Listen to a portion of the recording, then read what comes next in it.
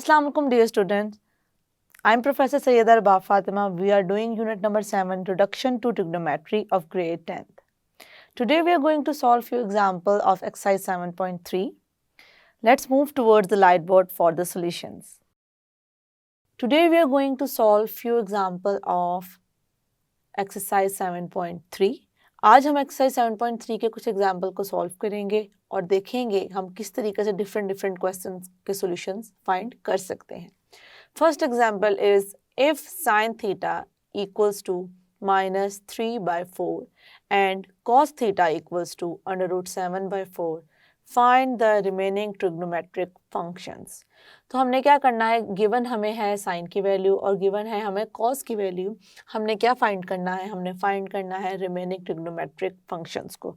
तो remaining trigonometric functions को find करने के लिए हम एक स्टेटमेंट लर्न कर चुके हैं.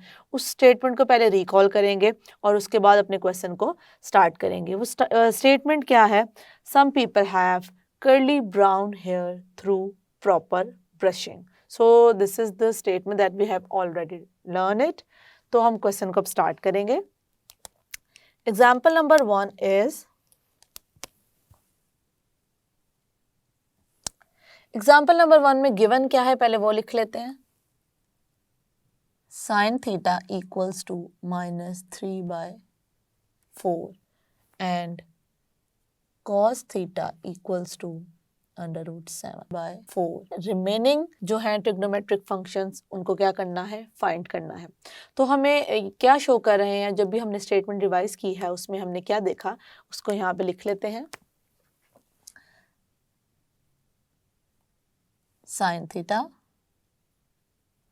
Cos theta and tan theta. तो हमारी स्टेटमेंट क्या थी, सम people have means perpendicular over have means hypotenuse.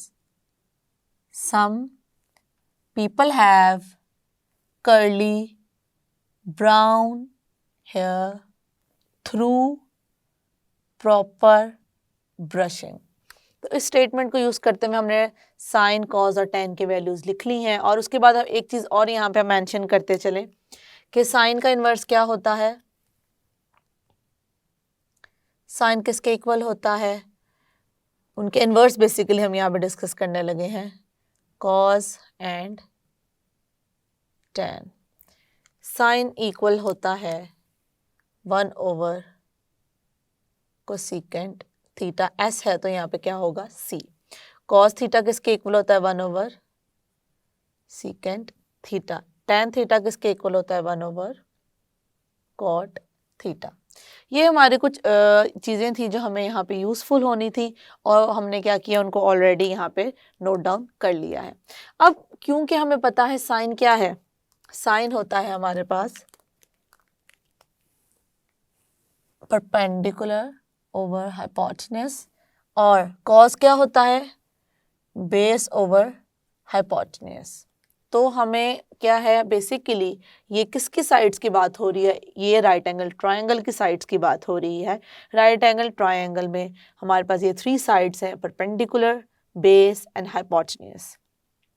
In sides के बारे में हम बात कर रहे हैं और उनको यूज़ करते हुए हम उनकी वैल्यूज़ फाइंड करेंगे. तो साइन और कॉस से हमें तीनों की तीनों साइड्स की वैल्यूज़ फाइंड हम इजीली कर सकते हैं और वो गिवन भी हैं. तो अब हम पहले क्या करेंगे, क्योंकि हमने इस क्वेश्चन में क्या करना है, रिमेनिंग जो है ट्रिग्नोमेट्रिक फंक्शन उनको फाइंड करना है. तो सबसे पहले साइन की मदद से हम किसका फाइंड कर सकते हैं, साइन का इन्वर्स क्या होता है, कोसेकेंट. तो कोसेकेंट थीटा हमारे पास कैसे आ जाएगा, जो साइन की वैल्यूज को क्या कर देंगे, invert 4 by 3. Okay, so this will be the second one.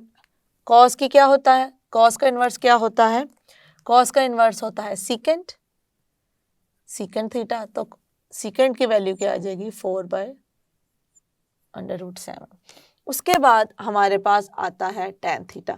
अच्छा स्टूडेंट्स, एक चीज़ और देखते चलें, टैन थीटा की वैल्यू हम इस परपेंडिकुलर और बेस से तो फाइंड कर ही सकते हैं. और इसके अलावा हमें एक और चीज़ भी पता है कि टैन थीटा इक्वल होता है sine theta upon cos theta. तो हम वो चीज़ भी चाहें तो यूज़ कर सकते हैं और ये चीज़ भी चाहें तो हम साइड्स भी राइट एंगल ट्रायंगल की चाहें तो यूज़ कर सकते हैं. तो अब हम किसकी वैल्यू लिखेंगे, हमें साइन के हम फाइंड कर चुके हैं, कॉस की भी हम कर चुके हैं, ये ऑलरेडी गिवन थी। कोसेकेंट की बेसिकली हमने साइन और कॉस से क्या की है, कोसेकेंट और सेकेंट की वैल्यूज को फाइंड किया है। अब बात करते हैं हम tan की। tan theta is basically through proper brushing. तो अब हम यहाँ पे देख लेंगे वैल्यूज क्या क्या है हमारे पास। इसकी वैल्यू क्या है, परपेंडिकुलर की वैल्यू क्या है 3, एंड उसके बाद हमारे पास और कौन सी वैल्यू है, b की वैल्यू क्या है √7। ओके स्टूडेंट्स, अब हमारे पास ये वैल्यूज आ गई। अब हमने देखा कि हमने क्या राइट किया है, हमने राइट किया है साइन थीटा के साथ नेगेटिव साइन, लेकिन कॉस थीटा के साथ हमारा नेगेटिव साइन नहीं है। इट मीन्स हम किस क्वाड्रेंट में, हमें क्वाड्रेंट भी माइंड में रखना बहुत ज़रूरी है कि हम किस क्वाड्रेंट में बात कर रहे हैं। जिस तरह के हमारे पास 4 क्वाड्रेंट्स होते हैं, पहले में ऑल आर पॉजिटिव, दूसरे में ASTC। इसका मतलब ये है कि हम किस कौन से क्वाड्रेंट में, ये फर्स्ट क्वाड्रेंट है, ये सेकंड क्वाड्रेंट है, और ये क्या है थर्ड, और ये क्या है फोर्थ। इसका मतलब है कि अगर साइन नेगेटिव है और कॉज पॉजिटिव है तो ये हमारा कौन सा क्वाड्रेंट है, दिस इज फोर्थ क्वाड्रेंट। और फोर्थ क्वाड्रेंट में हमारी जो वैल्यूज होती हैं tan की वो भी नेगेटिव होती है, तो साइन नेगेटिव है तो उसका इन्वर्स भी क्या होगा, नेगेटिव। कॉज पॉजिटिव है तो उसका इन्वर्स भी क्या होगा, पॉजिटिव। इसलिए हम क्या करेंगे, tan के साथ भी नेगेटिव साइन राइट कर देंगे। और इसी तरीके से जो tan का इन्वर्स है वो क्या है, cot थीटा है, तो cot थीटा की वैल्यू क्या आ जाएगी, -√7/3। इसी तरीके से हमने 6 के 6 ट्रिग्नोमेट्रिक जो फंक्शंस हैं उनको क्या कर लिया है, फाइंड कर लिया है। नेक्स्ट एग्जांपल की तरफ चलते हैं। If tan theta is equal to √5/2 find the values of the other trigonometric ratios. तो हमने क्या करना है, अदर ट्रिग्नोमेट्रिक रेशियोज फाइंड करनी है। तो उसके लिए हम क्या करेंगे, एग्जाम्पल नंबर 2 को यहाँ पे सॉल्व करेंगे। गिवन क्या है, tan थीटा इक्वल्स टू, अच्छा अब ऊपर वाले को हमने जो एग्जाम्पल किया उसमें हमें राइट एंगल ट्रायंगल ड्रॉ करने की इसलिए ज़रूरत नहीं पड़ी क्योंकि हमारे पास तीनों की तीनों साइड्स की वैल्यूज़ गिवन थी। लेकिन इसमें हम क्या करेंगे, सबसे पहले राइट एंगल ट्रायंगल ड्रॉ करेंगे और देखें कौन सी गिवन है और कौन सी गिवन नहीं है। तो हमारे पास tan किसके इक्वल होता है, perpendicular over base. It means हमें बेस की वैल्यू पता है और परपेंडिकुलर की वैल्यू पता है। This is the value of perpendicular, this is the value of base. तो हम यहाँ पे जल्दी से सबसे पहले क्या करेंगे, सबसे पहले हम ड्रॉ करेंगे राइट एंगल ट्रायंगल।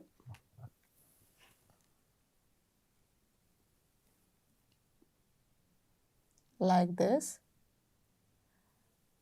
और राइट एंगल ट्रायंगल में हमारे पास ये होता है परपेंडिकुलर, ये है बेस और ये क्या है, hypotenuse. So now I'm going to put the values over here. What is the value of perpendicular? This is √5. What is the value of base? 2. What we have to find out? First we have to find out the value of h. सबसे पहले हम hypotenuse की value को find करेंगे, उसके बाद ही हम बाकी जो रिमेनिंग ट्रिग्नोमेट्रिक रेशियोज हैं उनको हम क्या कर सकते हैं, फाइंड कर सकते हैं। तो हम यहाँ पे कौन सा थ्योरम यूज करेंगे, यहाँ पे हम यूज करेंगे Pythagorean theorem. Using Pythagorean theorem।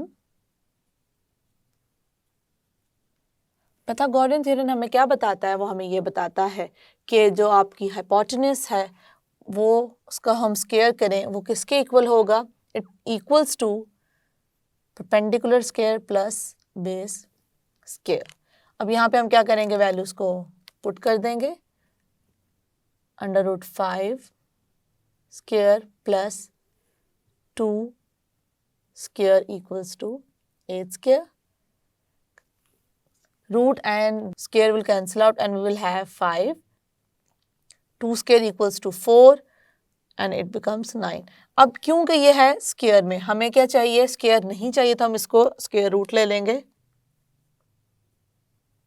और हमें पता है 9 किसका स्क्वायर होता है, 9 is the square of 3।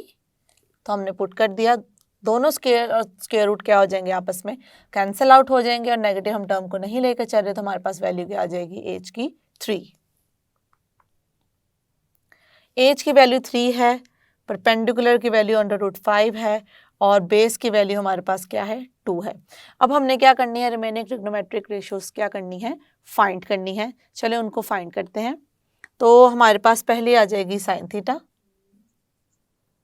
Sine theta क्या आ जाएगा, सम पीपल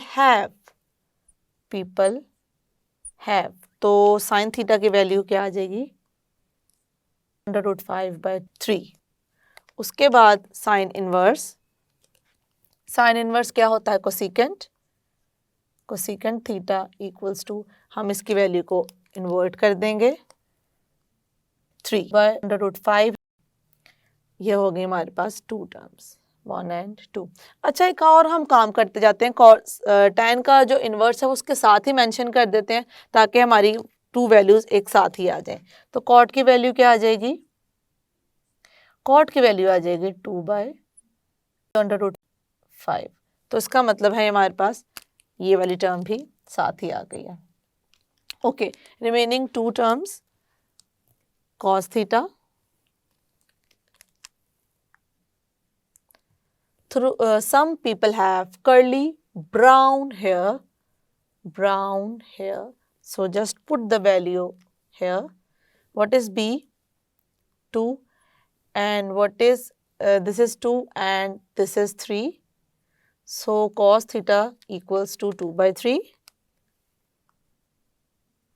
उसके बाद cos थीटा आ गया था, हम उसका इन्वर्स secant थीटा लिख लेंगे, secant theta equals to 3/2। Okay, अच्छा यहाँ पे लास्ट पॉइंट को डिस्कस करते हुए हम इस एग्जाम्पल को एंड करेंगे। वो लास्ट पॉइंट ये है कि जैसे कि हमने देखा कि हमारा जो लास्ट क्वेश्चन था उसमें हमारी वैल्यू क्या बन रही थी, उसमें हमारी वैल्यू बन रही थी हमें साइन था नेगेटिव और कॉज क्या था पॉजिटिव। तो हमारा क्वाड्रेंट था 4th, तो इसलिए हमारी values other than cause and inverse of cause क्या थी, नेगेटिव थी। लेकिन अब इस क्वेश्चन में देखते हैं, ऑब्वियसली हमें क्वाड्रेंट का पता होना बहुत ज़रूरी है क्योंकि हमने बाकी जितने भी फंक्शंस हैं ट्रिग्नोमेट्रिक या ट्रिग्नोमेट्रिक रेशियोज हैं उनके साथ साइन भी राइट करना है। तो अब हम इस क्वेश्चन के मुताबिक देखते हैं कि हमारा क्वाड्रेंट क्या बन रहा है। इस क्वेश्चन में हमारा क्या है, tan की वैल्यू पॉजिटिव है। क्योंकि tan की वैल्यू हमारे पास क्या है, पॉजिटिव है, तो हमारे पास दो सिचुएशन हो सकती हैं। tan की वैल्यू पॉजिटिव होने का मतलब ये है कि हमारा या तो फर्स्ट क्वाड्रेंट है, फर्स्ट क्वाड्रेंट में सारी की सारी वैल्यूज होती हैं, और दूसरी क्या है हमारी ऑप्शन बन सकती है कि ये कौन सा क्वाड्रेंट है, थर्ड क्वाड्रेंट है।